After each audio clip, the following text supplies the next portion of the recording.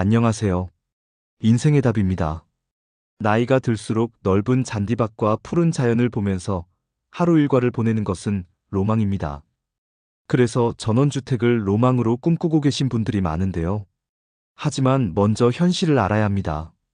전원주택 현실을 제대로 알려드릴 테니 이런 위험한 조건들도 다 괜찮으신 분만 좋은 선택과 결정을 하셨으면 좋습니다.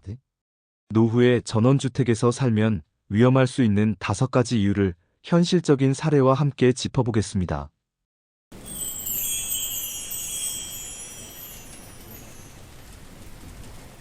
나이 들수록 전원주택살이가 위험한 이유 첫째, 응급상황 대처하는데 시간이 걸립니다.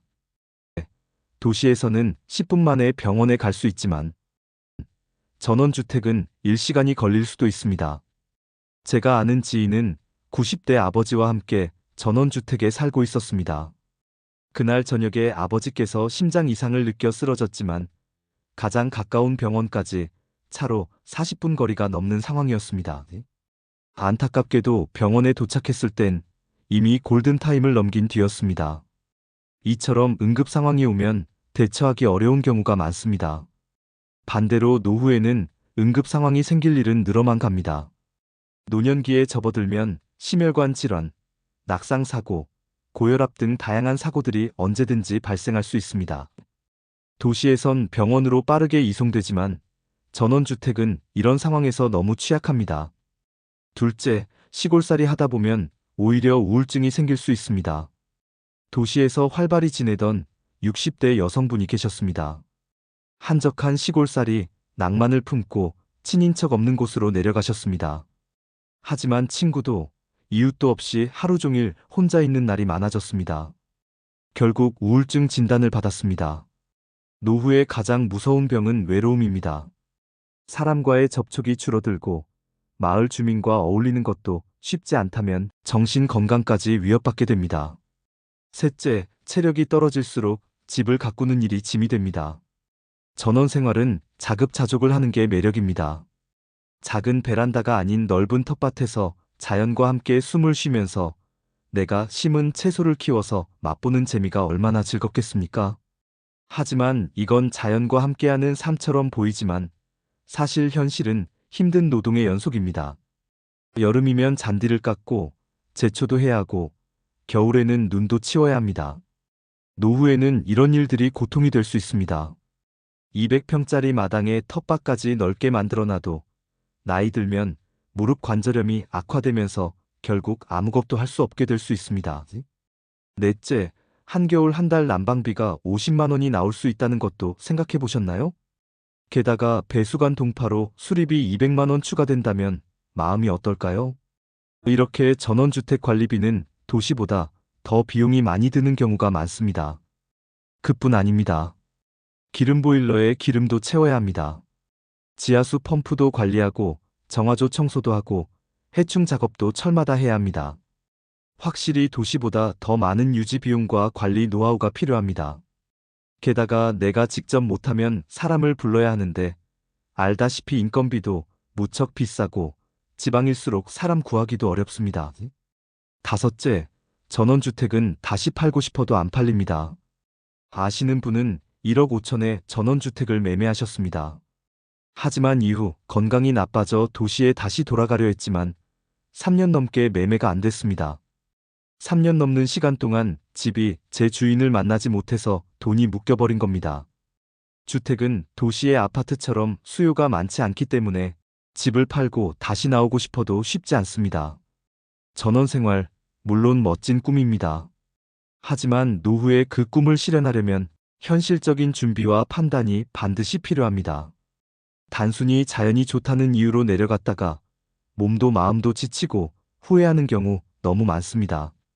실제로 있었던 일도 있는데요. 사연은 이렇습니다. 안녕하세요.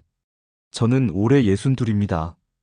동갑내기 아내와 함께 30년 넘게 도시에서만 살아봤습니다. 그런데 퇴직하고 나니 도시의 차소리, 사람 북적임, 빽빽한 아파트가 더는 정겹지 않더군요. 그래서 결심했어요. 이제는 자연으로 돌아가자. 새소리 들으며 살자. 그렇게 우리 부부는 전원주택을 샀습니다. 강원도 산자락 아래 공기 좋고 물 맑은 곳, 마당도 넓고 텃밭도 있고 밤이면 별이 쏟아지는 집이었습니다. 처음에는 뒤뜰에 작은 텃밭을 일구고 상추 몇 포기, 고추 몇 개 따서 밥상에 올립니다. 아내가 이게 더 맛있다고 웃을 때면 작지만 뿌듯한 행복이 밀려왔습니다.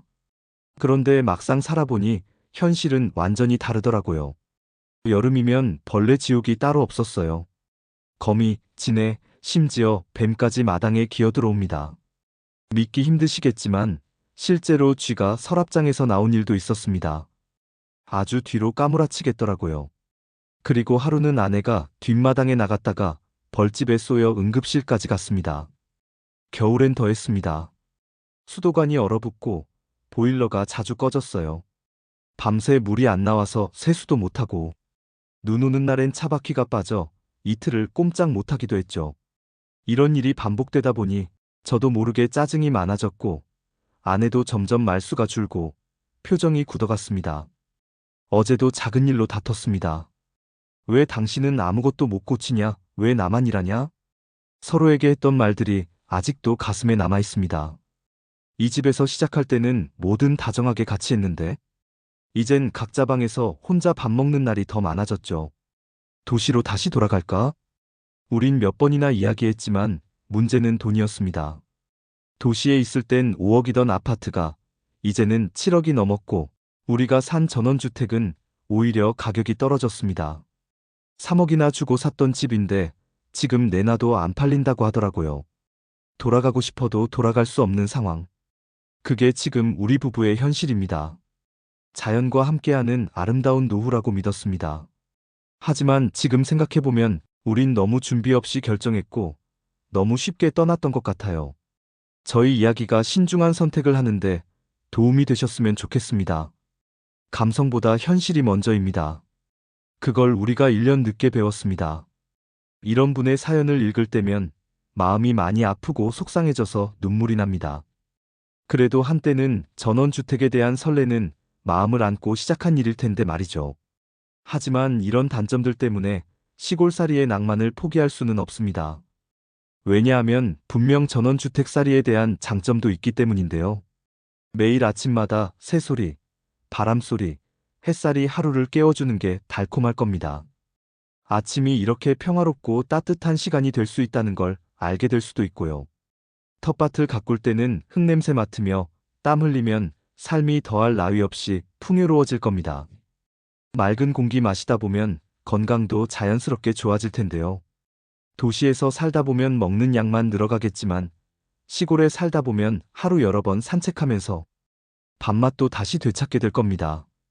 도시에서 바쁘게 흐르던 시간도 시골에서는 천천히 느리지만 소중하게 흘러가게 되겠죠. 하늘 한번 보고 커피 한 잔 마시고 그 순간들이 모두 선물 같아질 겁니다. 부부 사이도 점점 말이 많아지고 서로 얼굴을 찬찬히 보게 되는 날들이 늘게 갈 텐데요. 실제로 이런 매력들이 넘치기 때문에 전국 각지로 전원주택을 보러 다니시는 분들이 많습니다. 특히 국내 중에서도 50대부터 60대 이후의 분들에게 인기 있는 전원주택 지역 5군데도 어느 정도 간추려 볼 수 있는데요. 우선 경기도 양평이 인기가 좋습니다. 양평은 수려한 자연환경과 서울과의 접근성이 뛰어난 지역으로 전원주택 명소로 알려져 있습니다. 특히 서종면, 양서면, 옥천면 등은 한강변을 따라 펼쳐진 자연경관과 함께 전원생활을 즐기기에 적합한 곳으로 평가받고 있습니다. 그리고 가평을 관심있게 보는 분들도 많은데요. 가평은 산과 강이 어우러진 힐링 환경을 제공하며 서울과의 접근성도 우수합니다. 특히 단독형 타운하우스 단지들이 조성되어 있어 중장년층에게 인기가 높습니다. 이외에도 경기도 용인도 추천 지역인데요. 용인은 신도시 개발로 생활 인프라가 잘 갖춰져 있으며 자연환경도 쾌적합니다. 서울과의 접근성이 뛰어나 도심의 편리함과 전원생활의 여유를 동시에 누릴 수 있는 지역입니다. 서울이나 수도권에서 좀 더 떨어져 있는 지역 후보군들도 있습니다. 강원도 홍천도 그 예인데요. 홍천은 전국에서 가장 넓은 면적을 자랑하며 맑은 공기와 산림으로 힐링 전원생활의 최적지로 꼽힙니다. 농업과 귀촌 생활을 병행하기에도 좋은 지역이라고 합니다. 또 충청북도 제천도 새롭게 주목받고 있는 곳인데요. 제천은 청풍호와 월악산이 어우러진 자연환경과 온화한 기후로 귀촌 지역으로 관심을 받고 있습니다. 이렇게 전국 지도를 유심히 들여다보면서 내가 노후에 살고 싶은 지역을 골라보는 것도 좋습니다. 그 다음에는 내가 마음에 드는 전원주택을 사야 하는데요. 사실 이게 가장 어렵습니다. 모든 걸 다 갖춘 곳을 찾기란 쉽지 않기 때문입니다. 그래서 아예 땅을 산 다음 내가 원하는 스타일대로 주택을 건축하는 분들도 계신데요. 궁금하실 분들을 위해서 간략하게 전원주택 건축 비용과 예상 추가 가격을 알려드리겠습니다. 당연히 건축비는 천차만별로 달라지기 때문에 알려드리는 내용은 보편적인 기준이라는 점 참고 부탁드립니다. 대략적으로 예상만 해주시면 좋을 것 같습니다. 일단 전원주택의 건축비는 평당 600만 원에서 800만 원 사이가 일반적입니다. 예를 들어 30평 주택을 짓는다면 기본 건축비만 약 2억 원 안팎이 들어갑니다. 구조재, 마감재, 창호, 난방 방식 등에 따라 차이는 클 수 있습니다. 그리고 고급 마감이나 친환경 자재를 선택하면 평당 900만 원 이상도 충분히 가능합니다. 그리고 토지 매입지는 지역별로 다릅니다. 양평, 가평처럼 인기 지역은 100평 기준으로도 1억 원 이상 들어가는 경우가 많습니다. 그리고 강원도나 충북 내륙 지역은 비교적 저렴하게 2천만 5천만 원대로도 가능합니다. 하지만 토지 매입비 역시 진입도로, 상하수도 설치 여부에 따라 그 비용이 크게 달라질 수 있습니다. 그리고 추가되는 예상 비용도 염두에 두셔야 하는데요. 설계비는 500만 원에서 1000만 원으로 생각하시면 좋습니다. 이외에도 인허가 비용, 조경 및 담장 공사 비용, 태양광 설치 비용 등 최소 1000만 원 이상을 더 생각하셔야 부족함이 없습니다. 나이 들수록 무작정 싸고 예쁜 집보다 지속 가능한 생활이 가능한 집이 더 중요합니다. 집을 짓고자 결심하셨다면 신중하게 여러 측면에서 고민을 해보셔야 합니다. 제가 아는 60대 한씨 부부 역시 전원주택을 지으려다가 큰 실수를 한 상황인데요. 사연은 이러합니다. 지금은 어느 정도 해결됐지만 땅 치고 후회하는 경험담을 하나 말씀드립니다. 저는 작년에 이제 좀 더 조용하고 푸른 데서 살고 싶다는 생각이 들었습니다. 아내는 텃밭을 가꾸고 싶어 했고 저는 나무 벤치에 앉아 책이나 읽으며 하루를 보내고 싶었죠. 그 꿈을 이루기 위해 지난달 전원주택 지을 땅을 보러 지방으로 내려갔습니다.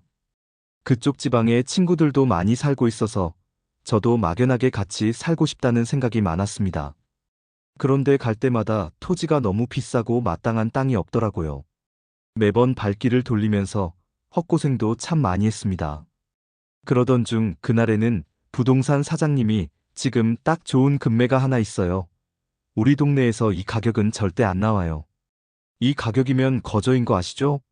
우리는 바로 땅을 둘러봤습니다. 땅은 햇살 잘 들고 공기 좋고 산세도 훤했습니다. 무엇보다 가격은 시장가와 비교도 안 될 정도로 훨씬 저렴했습니다. 집 없이 땅만 가지고 있어도 투자 가치가 있다고 생각했습니다.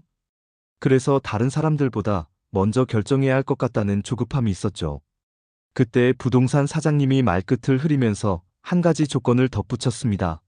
여기가 가격은 너무 싼데 진입로가 애매해요라고요. 그때는 몰랐습니다. 저는 알겠다고 했습니다. 왜냐하면 집 짓으면서 진입로도 같이 해결하면 된다고 생각했으니까요. 그날 오후 바로 계약서를 썼습니다. 그 후 건축사무소를 찾아가 설계 상담을 받았습니다. 사진을 보여주며 여기에 이렇게 단층으로, 마당은 이렇게, 주방은 이렇게 신나게 설명했죠. 그런데 건축사무소 대표님이 사진을 보더니 표정이 딱 굳는 겁니다. 이게 없는데요? 네? 뭐가요? 이 땅 맹지인 것 같아요. 도로랑 붙어 있지 않은 땅인데요. 건축사무소 대표님은 고개를 절레절레 흔들며 말했어요. 이건 건물 지을 수가 없습니다. 나중에 도로 사서 붙이려면 시간도 오래 걸리고 돈도 많이 들어요. 그제야 우리는 맹지라는 단어를 뼛속 깊이 이해하게 됐습니다. 우리는 땅만 예쁘게 보인다고 샀습니다. 사실 남들은 비웃을지도 모릅니다. 저희는 땅 가격이 너무 싼 것에 혹해서 지목도 도로 여부도 등기부 등본도 확인하지 않았거든요. 건축사무소의 이야기를 듣고 상황이 생각보다 복잡하다는 것을 알았습니다. 그래서 바로 계약 취소를 하려고 부동산에 전화를 했습니다. 하지만 이미 계약금은 넘겼고 일방적인 계약 파기는 위약금이 발생한다는 말만 돌아왔습니다. 계약서에 건축 가능 여부 확인은 구매자 책임이라고 적혀 있어요. 우리가 사인한 그 한 줄이 우리를 가둬버렸습니다. 우리 부부는 한동안 말을 잃었습니다. 서로에게 미안하고 또 스스로에게 화가 나서 잠도 안 오더군요. 왜 그날 그렇게 급하게 서둘렀을까? 하루만 더 고민했으면, 하루만 더 알아봤으면. 지금은 위약금 내고 어렵게 계약을 취소한 상태입니다. 물론 큰 돈이 그냥 날아갔지만 오히려 집 짓기 전에 알아서 천만다행이라는 생각도 듭니다. 이 일을 겪고 나니 정말 절실하게 알게 됐습니다. 전원주택은 눈에 보이는 땅보다 눈에 안 보이는 서류가 더 중요하다는 것을요. 혹시 저희처럼 전원 생활을 꿈꾸며 땅을 알아보시는 분들은 제발 저처럼 급하게 결정하지 마세요. 좋은 땅은 오늘도 있고 내일도 있습니다. 하지만 내 돈은 한 번 실수하면 다시 안 돌아오더라고요. 집을 짓고자 계획하셨다면 이런 실수는 다시 없어야 할 텐데요. 전원주택을 짓기 전에 가장 기초적이지만 모르시고 넘어가는 팁 5가지를 알려드리겠습니다. 토지는 싼 땅보다는 조건을 보세요. 진입로가 있는지, 상하수도는 가능한지, 전봇대의 위치와 일조량도 보셔야 합니다. 도로와 붙어 있어야 건축 허가가 나고 수도전기가스 설치도 쉽습니다. 건축사무소는 싸다고 결정하지 말고 소통이 잘 되는 곳으로 선택하세요. 자신이 원하는 라이프 스타일을 이해해주는 커뮤니케이션이 잘 되는 건축사를 고르세요. 설계는 단순한 도면 작업이 아니라 실제 거주자의 동선을 반영한 맞춤 작업이라 나를 잘 이해해주는 건축사무소를 만나야 합니다. 여러 군데를 돌면서 상담받는 건 번거로운 일이지만 가장 기본입니다. 난방 방식을 고민해보세요. 내가 자주 집을 비운다면 화목 보일러는 불편할 수 있습니다. 그런 경우에는 자동화가 가능한 전기 보일러와 태양광 조합도 고려해 볼 만합니다. 집 유지와 관리 비용도 예산에 포함시키세요. 매년 약간의 관리비가 들어간다고 생각하는 게 현실적입니다. 살다 보면 외벽과 지붕, 배수관 등 손볼 곳이 점점 많아집니다.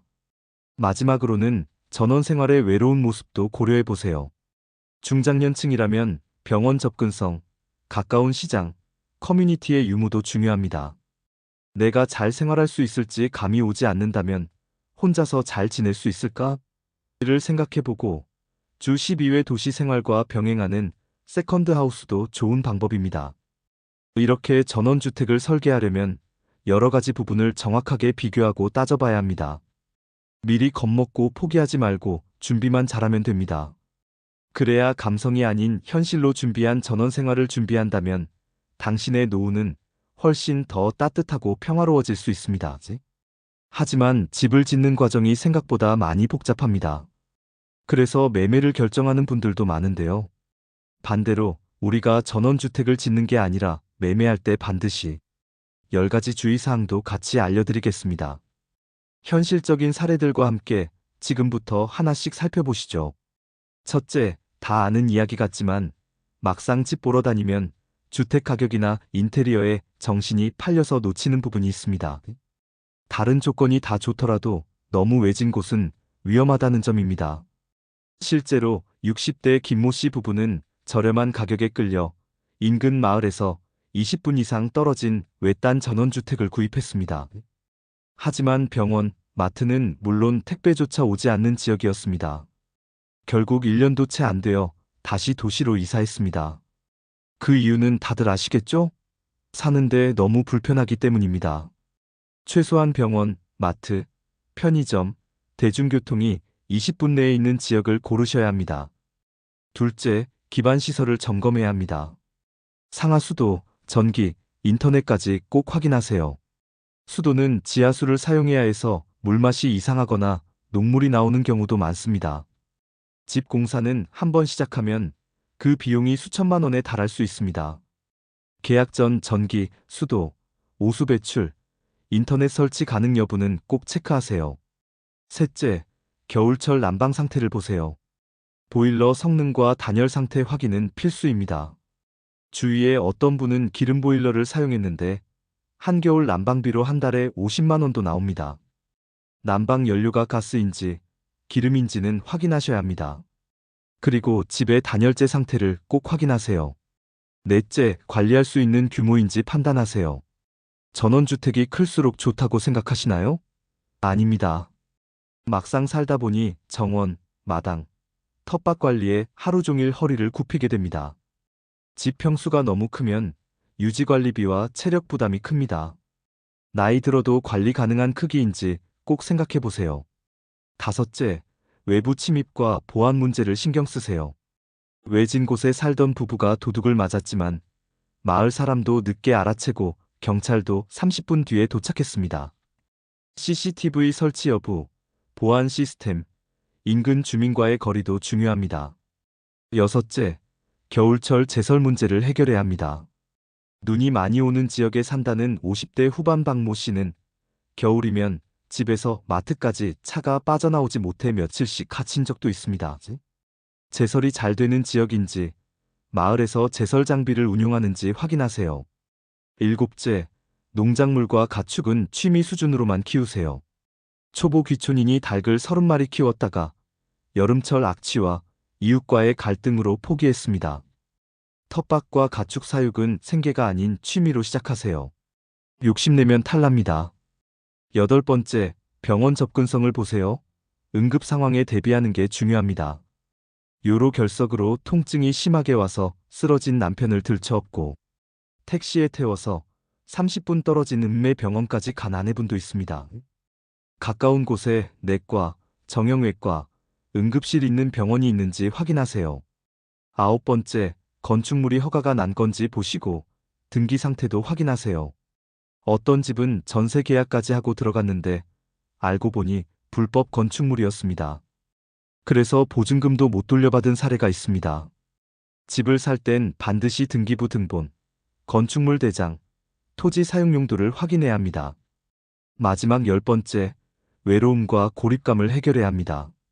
사회적 관계를 유지하지 못하면 주택살이가 어려워집니다. 도시에서 활발하던 분들도 시골에서는 하루 종일 사람을 못 볼 수 있습니다. 주민들과 어울릴 수 있는 커뮤니티가 있거나 가까운 거리에 마을회관이나 복지시설이 있는지 확인하세요. 전원주택에 대한 불안한 마음과 단점만 이야기해서 살고 싶다는 마음이 식어버리셨나요? 모든 일에는 장점과 단점이 있습니다.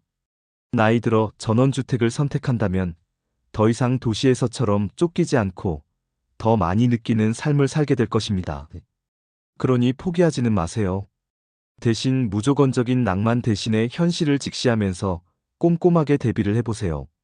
지금 조용하고 따뜻한 삶을 꿈꾸고 계신가요?